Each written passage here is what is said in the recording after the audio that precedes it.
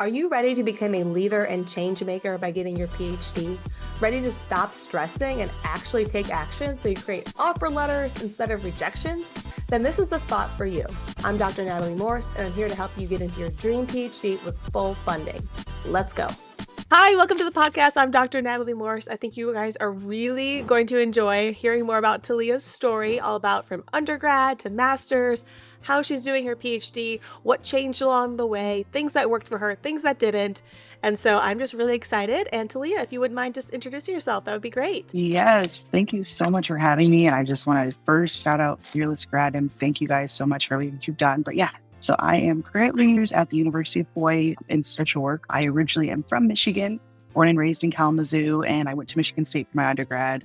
And then, I actually played college volleyball. So that is where I started at Michigan State. And then I played 3 years there, transferred from there to the University of Hawaii. And that's my whole academic journey has kind of been because of volleyball, I would say. I don't think I would have gone on this long if I didn't have, my COVID year for volleyball and all these other, student athlete kind of terms, whatever. But yeah, I am currently finishing up in my 3rd year. And then now I am going to pursue my PhD at Georgia State University in the fall with a concentration in sport admin. Okay, there's a lot happening. So first off, Yeah. I also did my undergrad at Michigan State. So go Spartans. Yes, go Green. Crazy. And I am so in awe of college athletes. I mean, you guys are just phenomenal athletes. And then for you to juggle everything you're juggling. And I know you also mentioned COVID in the middle of that. What did you take from that experience and how does that shape how you approach things? Yeah, that's such a good question. I think in general, I've been an athlete my whole life. I grew up playing all different kinds of sports. Both my parents were college athletes. Like the foundation to our family, it's how we bonded. It's what we did every weekend. It's what we did during the week. And I genuinely loved it. And so I think a lot of what I loved about it, though, is I've always been a team sports person. From volleyball to basketball to softball. I enjoyed the idea of having a shared goal and being able to work towards it together, especially because I got from all over the world, essentially. And then you're saying, hey, let's go be a team. And so I've always loved that. I think it's taught me the value of teamwork and the value of good leadership. A lot of things that I feel like now that I am done with college athletics and in the workforce and doing these things and now thinking skills are really transferable over to especially the job that I have now. They're like, yeah, these are really good skills for you to have and that they enjoy in me and my work ethic. And I kind of have a motor, a drive to do better and know how I can be better. And so, yeah, it's kind of culmination of different things. But for me personally, I would say I love the aspect of sports and that has taught me so much. Oh, I love it. Thank you. And how lucky are you to have 2 really athletic parents? I mean, that's nice. Like, thanks mom and dad for that. Yeah. Okay, so you love sports a lot. When did you start thinking about your PhD and what did that look like? Yeah, so it's actually really funny. So like I said, I'm in my 3rd year of my master's program finishing up this May, but I was technically supposed to finish last spring. I was just taking a research class last fall with a professor that everybody notoriously she was a really tough professor. At that point, I wasn't really into quantitative anything, but I was like, you know what? I'm just going to try to make the most. It was indeed a really challenging professor, but I really liked how she was teaching us the different kind of ways that you can do research and the value of quantitative research. Because I think that before that, I had never really had an idea of what that was. And so I actually ended up asking her, hey, I think I want to do clinical psychology. I think I want to I think I want to become a therapist, do these things. And I'm like, do you know anything about them? She's like, yeah, I could probably help you. And then I ended up doing an independent study with her for that spring. And that's when I was falling in love with all the different types of research. We were able to kind of just mess around, collab with some people in the athletics department. They have a sports scientist there. He was like, hey, I would love for you to look at some data, some old data of ours. If you want to throw it into SPSS and go over it with Dr. Marie, that's her name, then you're welcome to do that. And so that's when I was kind of like, wow, I can intersect this idea of taking raw data, like it was, I want to say it's called the neuromuscular status or basically jump test data. And so certain teams would jump test every couple days, and then that's how they manage their workload and to how much they're practicing and when they need to peak in performance and all of these really intricate, more sciencey things. But I was like, wow, I'm really enjoying this process of research. And so she was the one who originally was like, I think you should actually pursue your PhD. It sounds like you're really interested in this research portion.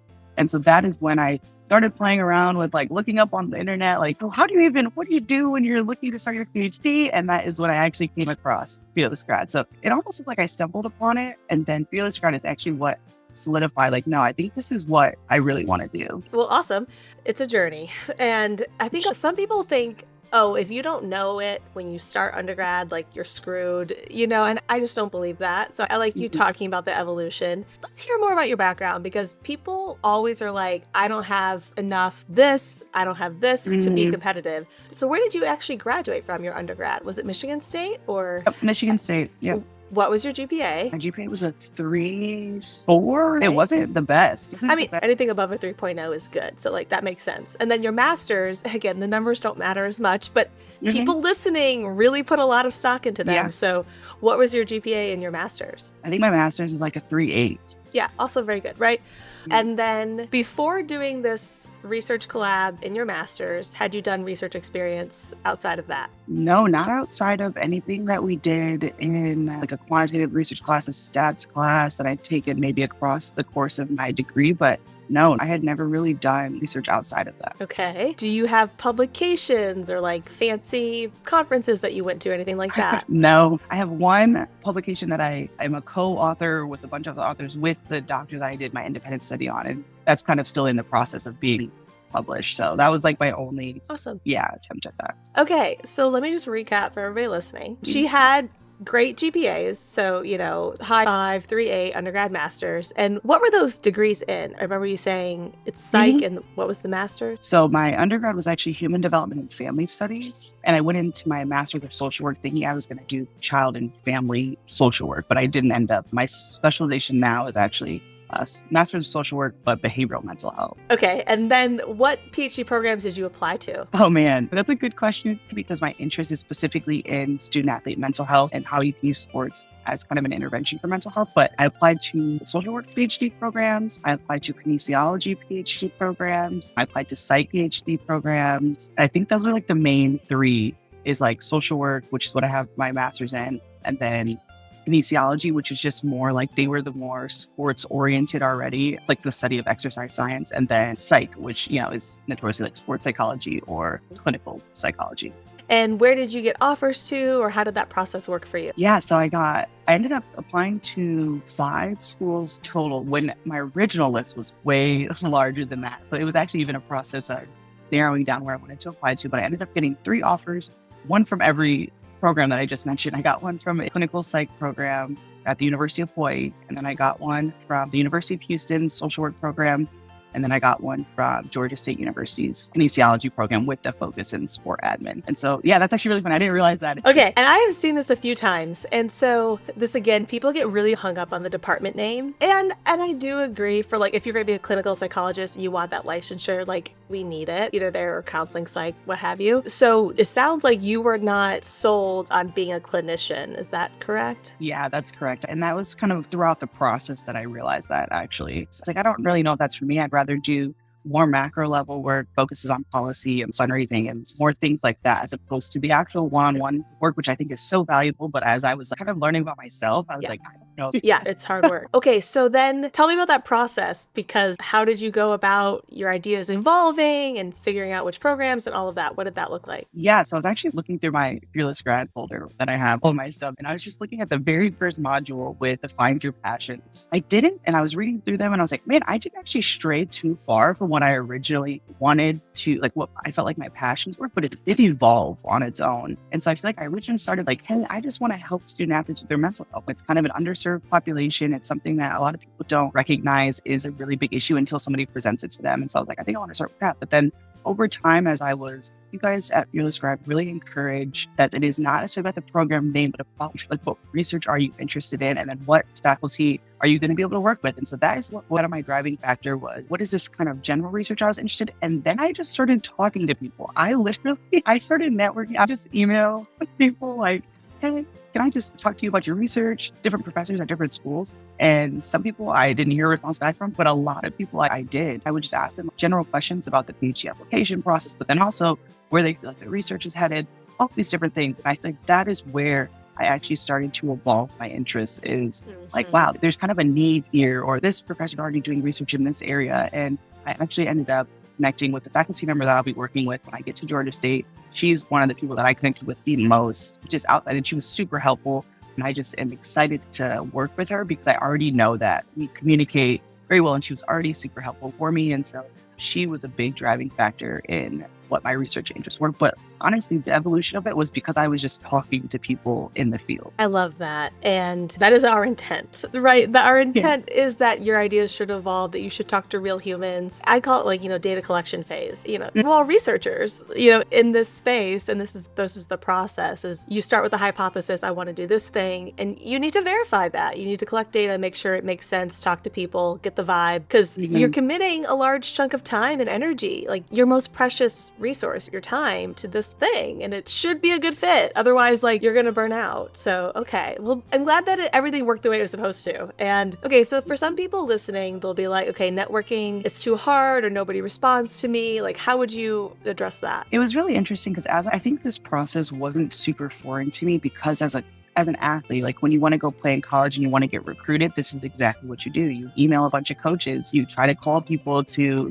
draw attention to you. I wasn't like a super elite, notable player. And so I wasn't having people come to me. I was having to go out and look for colleges. So that's exactly what it felt like. I was like on this recruiting journey, but for my PhD. And so it probably was a little bit more natural for me. But what I will say that it is nerve-wracking and it is challenging. And at the same time, once you get on the call, you really realize like these are actually just people. Like especially like from coaches to professors, like they are all just people. And you'd be surprised how much they are actually willing to help you. They really want to be able to expand on your knowledge and wisdom. And like, that's all I was just going to them with a really inquisitive kind of like, I just want to get to know more about this thing. And I think they're really receptive about that. I think in a lot of your modules you mentioned, professors like to talk about their research. They have a passion for these things. And so I think just in general, if you ask anybody about something that they're passionate about, that they'll be willing to share with you. And so I think that same principle applies for when you're a little bit nervous, sending an email or getting on a Zoom call for the first time. I think it's very normal to be nervous, but also just remember you're asking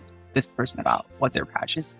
It really stretched me too. But I was kind of I did a lot of research beforehand. That helped me feel really prepared. Like a lot of research about what this professor was doing currently, maybe where they went to school, things that were in the Fearless Thrive modules. I absolutely did those things and it helped me feel more prepared. And so I think maybe too, if you're a little bit nervous, just over prepare. And I think you'll go in and you'll be great in the conversation. Oh, thank you for that. Yeah, that's the process is you don't get confidence by just like showing up. You get confidence by doing the work and you did that work. And so then you could show up confidently to that conversation and like be present. And like what you said too about being inquisitive, that's such a different energy than desperation, right? Like you're not like, please take me. You're just like, hey, what's going on here? Like, how does this work? Can we work together? And it's just palatable. Like we can feel that difference. And And it wasn't long at all. Like a lot of the conversations were like 15 to 20 minutes long. I was like, I don't want that much of your time. Sometimes they went a little bit longer. And that was more about, that was where I got a little bit more of an idea of how they were feeling and what the vibe was. But no, they weren't super long conversations. You're just like asking, hey, can I have a few minutes of your time? So that they've seen your face. If you do, that's really interested in going. And if they can get you connected, I think that was one of the biggest questions that I had is like, hey, is there anybody else that I think that was something super helpful? Because then they can direct me to, different people within the program or maybe a program that's actually a better fit for what I'm telling them their research interest is. So I would say that that's also a good question to have on that. That's like the best question. Because they know the space so well, and then they could even send an email on your behalf. Oh, yeah. There's just a lot of good things that can come out of that. I love that. Okay, all right, we're talking about all the good things. What was like some low points? Either the low point before you started working with us, the low point throughout, like because there are lows. And so what does that look like?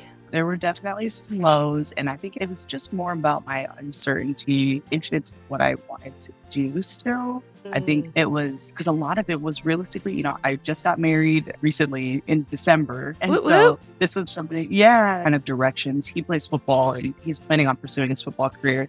Oh, wow. And so, we actually met out here in the football team. But we had different goals. And so there's a point where I was like, hey, I don't have to go pursue this thing. Like it was something that it took a lot of conversation. He was like, no, I want you to go pursue your PhD. Like that's something that I want you to do. So his support was something that was really valuable to me because it is a big deal having to think about where you want your family to be, where you actually move to a different, state, city that you don't even, I've never even been to Atlanta. Wow. And so it's kind of like, I was making all these decisions there were a lot of uncertainties, but I think that was probably a really challenging part of the process. But after I was getting those affirmations from him and that confirmation, like, no, you can go pursue, then I was more willing and just like, hey, wherever it takes us, or wherever it takes me, then I know that it's going to be where I'm meant to be because, yeah, we've put a lot of time and effort into our own pursuits and passions. So I think that was really helpful, but it was challenging. It's so interesting that like some of the challenges are external to the nuts and bolts. Yes. And I was in a very similar situation. I was engaged when I was applying, and you have all these things about like, oh, I don't want to pull you somewhere that's not going to be good for you. Or like, what if so-and-so can't get a job here? And, the what ifs are really hard to deal with.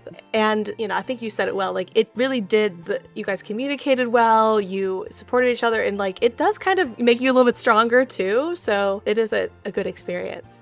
Yeah. So your background is super diverse, right? You went from behavioral science, social work, and now kinesiology. Some people would say, don't make that pivot, right? Like it's a harder sell. Like you should just get your PhD in social work. That's what your master's is in. How did you navigate that? Admin concentration is because I had a friend who he's currently getting his PhD. And this is like my friend from middle school, and so random, but he's getting his PhD, and he also is I think he got his MSW. And so he's in the social work space. He also wants to focus on sports. So this is like, it is a very niche, since sports social work is like maybe like 2016 is when he was studying that. And he's part of a alliance of social workers in sport. And so he was the main one that was like, oh, I think he would be interested and would work well with a 50 member. She got her MSW. She has her LCSW.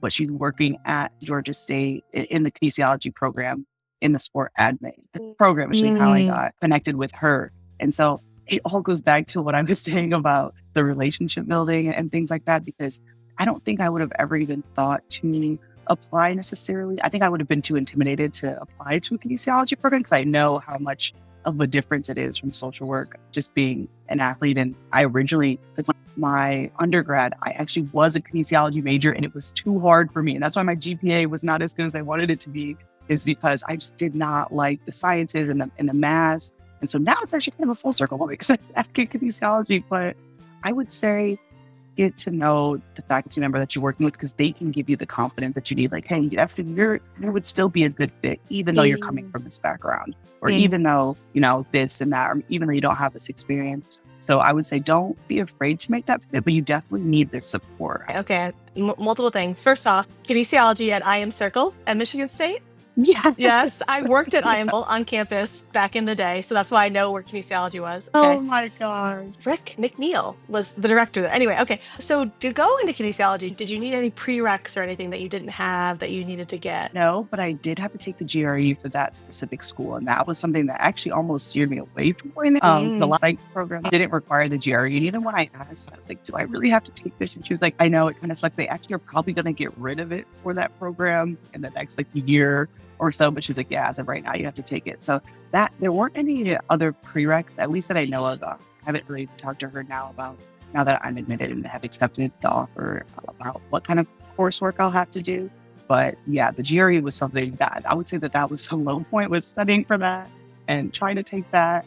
Okay, so this also comes up for people. Like they get really discouraged about the GRE. And what I will say is that since a lot of people feel that way, the other programs that don't require it are going to get more applicants, and these ones that do are going to get less. So it might be worth taking. Do you remember about your score or how you felt about it? Yeah, I did not do very well in the math part. I can tell you that. I definitely got below average. I did well on the writing, which was something that I didn't necessarily really have to study for. Writing comes pretty naturally to me.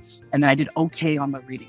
My scores were not, but that also, I spent some time studying, but I was getting very worked up about it. And she was like, really, just take the test. It's only a part of your application. And so that is something that I was like, okay, I did my fair share of studying. I went into the test, did my best. And yeah, I was still admitted into the program. And I don't remember exactly what my scores were, but yeah, they were the math. Okay, yeah, this is good. I also believe this. It's a small piece of the puzzle. Yeah. It's not the biggest piece. So just get it done, move on, which is, okay, good.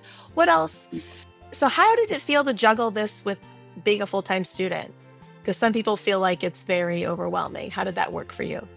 It was overwhelming, I think, at first. I kind of started this process, I think, last spring, the modules and things, but I really had to make the time and put it in my schedule, sit down and do it. I think for a while I was doing, literally throughout the summer, every Monday night, I would just sit down and I would do a module or two.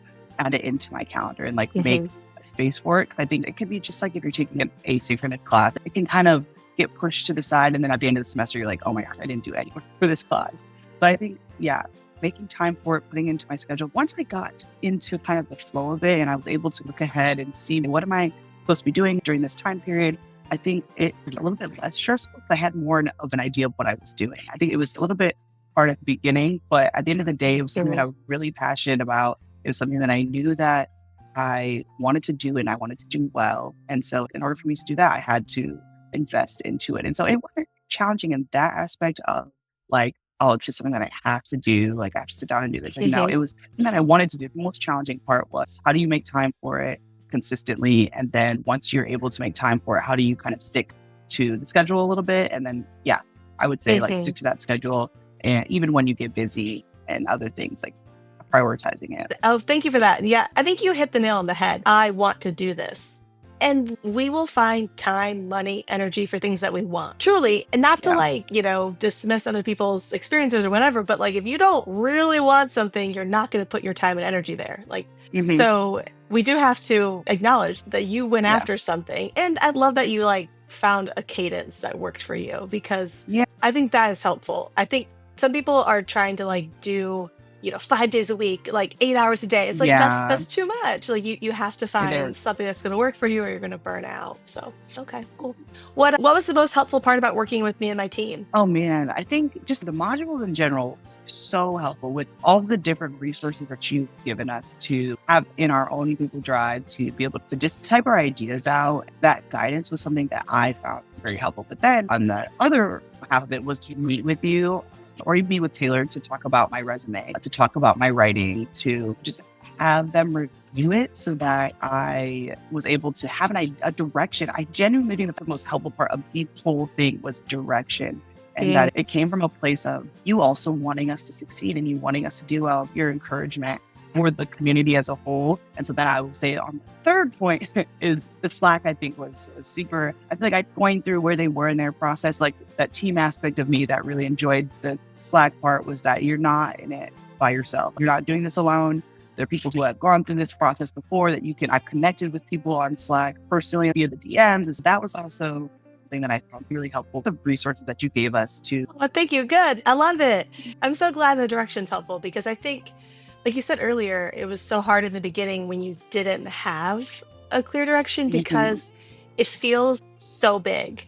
And like, Yes. but then when you break it down or you've got a good roadmap, then you can start building that momentum and Sure. that it's really carries you through. Oh, That's awesome. Okay. Anything else you would share for people starting their PhD journey? Any tips, tricks, things you learned? I would definitely say, and this is something that I thought of earlier when we were talking about networking, but also not just networking with faculty, but students. That is what helped me at the very end when I was deciding between Houston and Georgia State. Like I said, there were two different programs in two different cities that I had never really been to either one of them. But I feel like I was able to get the read on the school that I was at on Georgia State on what the expectations were on the faculty members. There's actually a student that I also talked to in the PhD program at Georgia State that she has a child and she's in the program. She's a little bit older.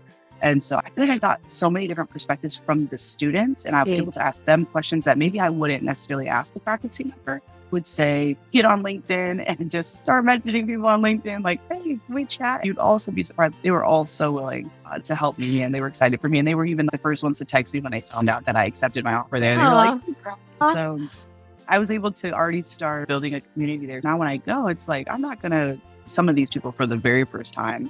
I thought that was really, really helpful in the process for me was even with Yeah. students. That's really smart because yes, like there's such a wealth of information at all different, levels, facets. And yeah, Mhm. we don't need to only look at one side. We want to get a broader view of everything that's happening. Okay. Do you mind sharing your stipend, your offers? I know they're variable. Yeah. Yes. So this one at Georgia State is, I think it's 6,000 a semester. But then on top of that, they have a lot, they're notorious like teaching university, which is also another big factor for me is I want to develop and I want to become a professor. And that was something that I also evolved into throughout the process of Fearless Grad. I didn't know that that's something that I wanted to do, but now I'm really passionate about that. And so they're very big teaching university. So they have a lot of opportunities for TAships. And so I think the TA-ship will add an extra 2,300. Okay. The teaching stipend is really, really good. And then everybody gets there. You do, I think it's 2 days of your coursework, and then the rest of the week is your RA ship. So your RA ship, your research assistantship. Okay. So yeah, I don't know exactly and then I think Houston, I can't, without knowing the precise numbers, they actually offered me a little bit more, but they has less of an opportunity for teaching. And honestly, something that deterred me from going there is when I talked to the faculty members and talked to actually one in specific, she was super honest, super transparent with me. And they were like, yeah, we don't have a dean right now. And so she's like, I don't know if I would keep this as your first priority, but if you like, we'd love to have you, but I think that, you might be able to explore other options. So her rawness in that aspect was really helpful for me, but they actually offered me more money. I think I just had to take in the other factors into consideration. There's not just one data point that we care about. And something else some other people have said is like, on the flip side, if people don't want to teach, they'll be like, okay, well, can they negotiate? Hey, can I avoid being a TA? Can I just be an RA for? So like, yeah, different things matter to different people. And so thinking about what matters to you is really the most important piece. Okay, cool. But the tuition waived. Oh, yeah. Oh, yes. Tuition waived. And the free healthcare, and they're going to pay for you to like go to conferences and travel Yes. and like things will, yes, absolutely. That's exciting. And I mean, think about it. Like med students go into $200,000, $300,000 in debt. Gosh. So I actually have one of my coworkers, and she's currently applying to med school. So I was applying for a PhD. She was applying to med school like at the same time. It's like, what the? It's like, wow, I'm glad that I'm going this direction. Yeah, she was talking about her financial aid package and like all these different things. So I was able to kind of see both of their aspects of that. I said, to each their own. I'm so excited for her. She's gonna be an awesome doctor, like MD. But I'm like, I'm gonna go do research and really enjoy, getting paid to be. Yeah, that's so exciting. Okay, well, we thank you so much for sharing, and I think everyone's gonna love hearing just your different background and how you approach this, and we really appreciate you sharing. Yeah, thank you guys so much. I'm beyond excited. I feel like now that I've accepted my offer, it's like literally celebration time. Like the weight is lifted off, but you guys did a big part in giving me that direction. And so like when I want to make it clear to everybody, I really had no idea what I was doing when I first started. And now that is interesting because some people will be like, I don't have it figured all out, so I can't start. And I'm like, no, you have to start to figure it out. Yes. It's like, if you wait till you have it all figured out, that means you probably just wasted 2 years of your life trying to figure it out. And you still don't know what you don't know. That's the thing, is like hindsight's always 20/20, but taking those first steps. Yeah, that's probably why you're so successful in this and everything, is you recognize something and then you take a step and then you take the next step. Yeah. Yeah. So thank you, Dr. Early, for this program is amazing. Thank you so much. Yay.